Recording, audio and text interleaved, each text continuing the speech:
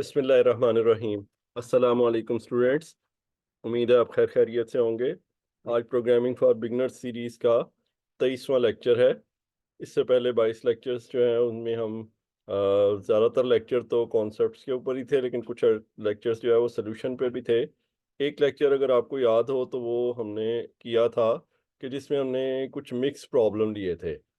उस वक़्त तक हम जो कुछ पढ़ चुके थे उन चीज़ों को हमने मिला के जो है वो कुछ प्रॉब्लम्स बनाए थे, ताकि आपको ये भी साथ-साथ अंदाज़ा हो सके कि कौन-सा प्रॉब्लम जो है वो किस तरीके से सॉल्व होता है।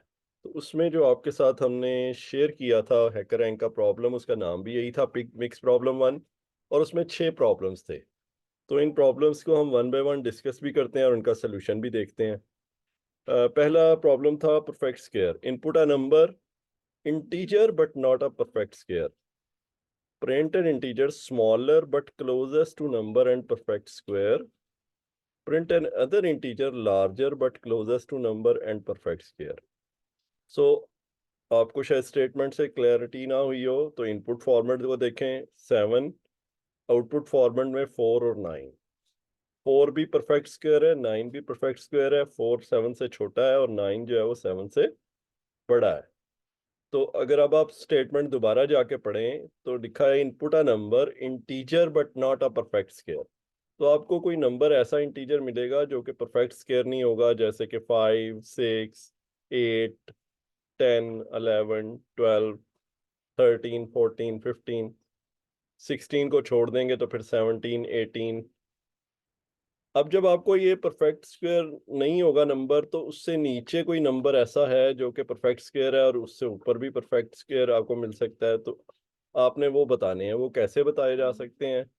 उसके लिए आसान तरीका ये है कि आप जो है वो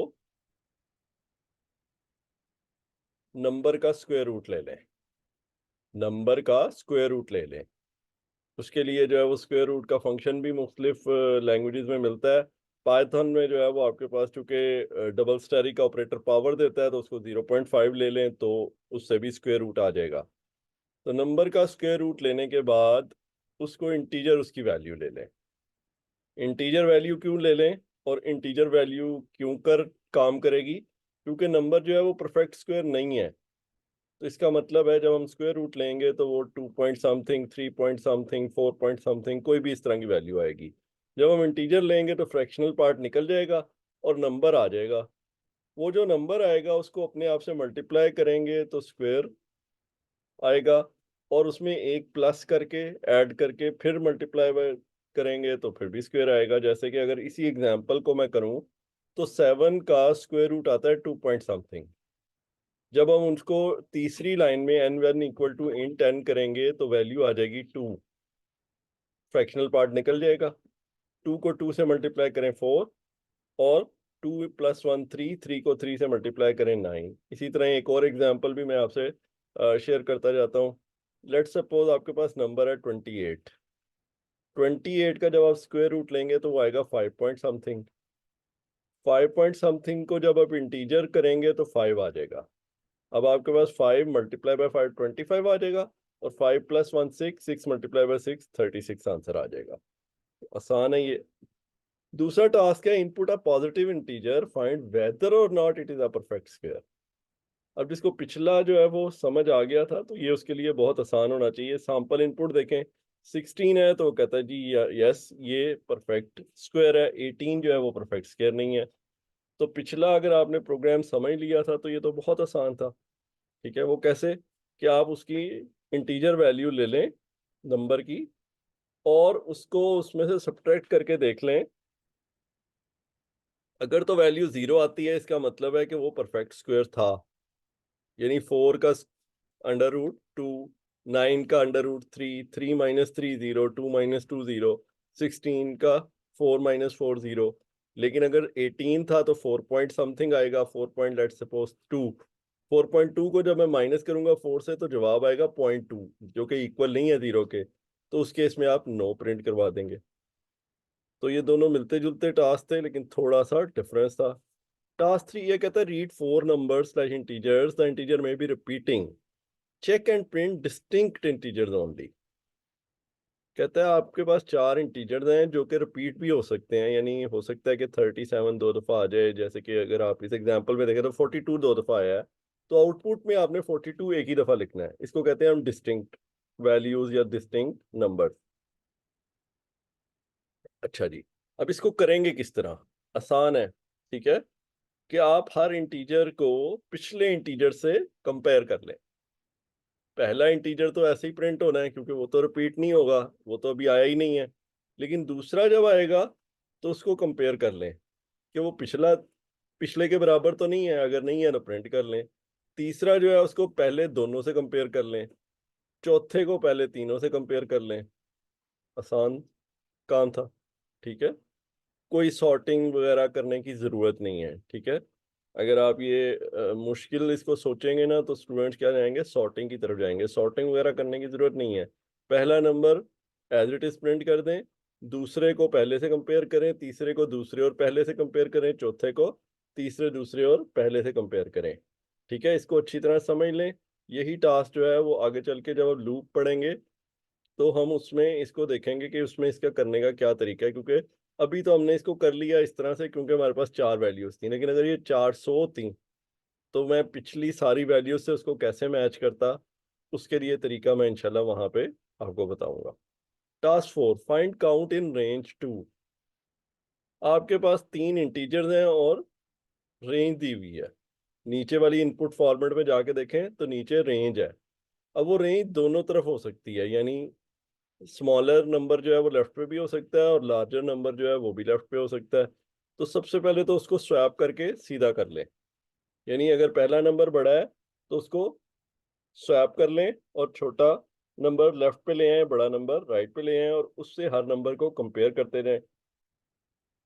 अगर वो रेंज में है तो काउंट कर लें, ठीक है। तो देखते हैं ये आपने क्या किया। पहला तो तीनों इंटीजर थे, आपने इनपुट ले ली, अगली दोनों वैल्यूज जो हैं वो फ्लोट है। तो ये जो पहली लाइन है वो इंटीजर पे काम करती है, फ्लोट के लिए नहीं काम करती। फ्लोट के लिए मुख्तलिफ तरीके यूज हो सकते हैं, उनमें से एक तरीका ये मैंने आपसे डिस्कस किया हुआ है कि आप लिस्ट बना के उसमें से फ्लोट वैल्यूज निकाल लें 1 बाय 1 करके, तो ये आ जाती है। उसके बाद आपने क्या किया, फ्लोट वैल्यूज को आपस में कंपैरिजन करके स्वैप कर लिया। अगर पहली वैल्यू बड़ी थी, अगर नहीं बड़ी थी तो फिर वो पहले ही जो है वो ऑर्डर में है।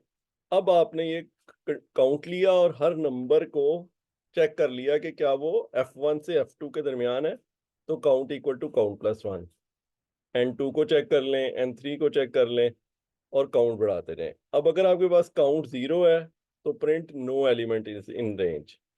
अगर काउंट 1 है तो 1 एलिमेंट इज इन रेंज। अगर काउंट 2 है तो 2 एलिमेंट्स आर इन रेंज। और तीनों के तीनों नंबर अगर रेंज में है तो 3 एलिमेंट्स आर इन रेंज। तो काफी सारे इफ के चेक लग गए इस सवाल में, ठीक है। तो ये डिपेंड करता है रिक्वायरमेंट पे कि आपके प्रॉब्लम की रिक्वायरमेंट क्या है, उसके लिहाज से आपको मुख्तलिफ जो है वो स्टेटमेंट्स यूज करनी पड़ती हैं। टास्क 5 है सम 10 एलिमेंट्स। सम 10 एलिमेंट्स फिक्स है, 10 एलिमेंट्स। तो चूंकि हम आगे अरे पे जा रहे हैं, आगे आने वाले जो है वो प्रोग्राम्स में अरे पे जाएंगे, तो यहाँ पे ये बात क्लियर कर दूं कि 10 एक बहुत बड़ा नंबर नहीं है। अगरचे इसके अरे या लिस्ट यूज करके आसानी से हो सकता था, लेकिन ये बहुत बड़ा नंबर नहीं है। You can use 10 variables, x1 x2 x3 up to x10 और n1 n2 n3 n10, ठीक है। तो इसका सोल्यूशन देखते हैं। n0 से लेके n9 तक मैप लगा के आपने वैल्यूज ले ली, ठीक है। ये काम पाइथन में आसान था, लेकिन अगर ये पाइथन ना होती, ये सी प्लस प्लस या जावा होती तो फिर आप वैल्यूज वैसे ही रीड कर सकते थे, वो भी कोई इतना बड़ा मसला नहीं था। लेकिन यहाँ पे एक स्टेटमेंट में ये काम हो गया, उसमें आपको हो सकता है 9-10 स्टेटमेंट्स यूज करनी पड़ जाती और प्रिंट कर दिया इसका सम। तो आसान टास्क था सिंपली, लेकिन इसमें बताना आपको क्या मकसूद था, वो बताना ये चाहता था मैं कि 5-10 वैल्यूज के लिए लिस्ट लेना हमेशा जो है वो रिक्वायर्ड नहीं है। आप बगैर उसके भी वेरिएबल्स लेके भी कर सकते हैं। हाँ, अगर आपके पास वैल्यूज बहुत ज़्यादा है, 30 40 100 200, तो फिर लिस्ट ही लेंगे, वो आगे आने वाले दिनों में हम सीखेंगे। Task 6, read 10 integers, find the average in decimal points, count and print how many elements are larger than the average. कह रहा है जी आपने एवरेज फाइंड करनी है और फिर आपने देखना है कितने एलिमेंट्स जो हैं वो एवरेज से बड़े हैं। ठीक है, सो सम कर लें उसी तरह से। सम करने के बाद उसको 10 से डिवाइड कर लें।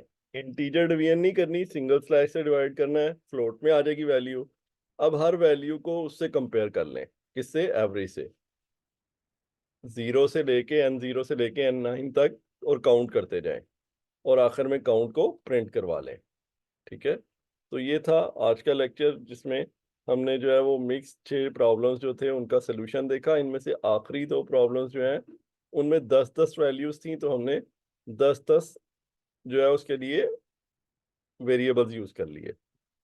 पिछला जो था इसमें इफ का चेक यूज हो रहा था, जो 5वां प्रॉब्लम था उसमें कंडीशन भी नहीं यूज हो रही थी। तो जैसी जैसी प्रॉब्लम होती है उस तरह का काम होता है, जबकि इससे पिछले प्रोग्राम में बहुत सारी कंडीशंस चेक हो रही थी। तो ये भी आपने टाइम के साथ साथ सीखना है कि आपके पास जो है वो कौन सी प्रॉब्लम कितनी जो है वो उसकी क्या रिक्वायरमेंट्स हैं। तो उम्मीद है आपने ये सवाल पहले ही कर लिए होंगे और कुछ ना कुछ थोड़ा बहुत सीखा होगा, लेकिन अगर आपने नहीं किए तो दोबारा इसको अटेम्प्ट करें। और उसका तरीका जो है वो ये होता है कि आपने ये जो लेक्चर पढ़ा इसको आपने जहन में बिठाने की कोशिश करनी है और जाके आपने सॉल्व करना है सवाल। अगर आपसे सवाल सॉल्व हो गया तो बहुत अच्छी बात है, लेकिन अगर कहीं पे फंसते हैं तो लेक्चर को खोला, थोड़ा सा वहीं से देखा और फिर जाके सोल्यूशन को ठीक कर लिया। तो इस तरह इंशाल्लाह आप जो है वो बड़ी तेजी से प्रोग्रामिंग जो है वो अपनी इम्प्रूव कर लेंगे। तो मिलते हैं अगले लेक्चर में, तब तक